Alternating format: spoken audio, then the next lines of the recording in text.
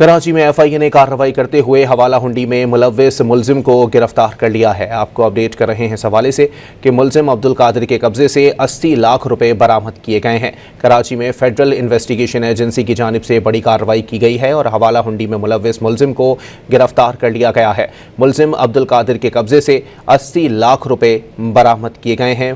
आपको वाज़े करते चलें कि जिना रोड पर यह कार्रवाई की गई है। मुलजिम अब्दुल कादिर के कब्जे से 80 लाख रुपए बरामद किए गए हैं। गिरफ्तार मुलजिम से मोबाइल फ़ोन्स और हवाला हुंडी से मुतालिक शवाहिद भी बरामद कर लिए गए।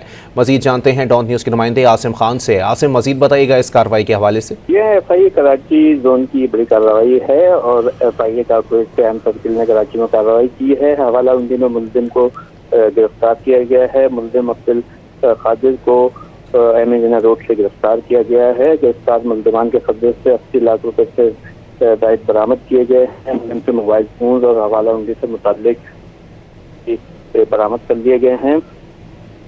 गैर कानूनी तौर पर हवाला हुंडी जो है वो कारोबार कर रहा था। इसके मजीद साथियों के लिए और इससे तफ्तीश जारी है। बहुत शुक्रिया आसिम।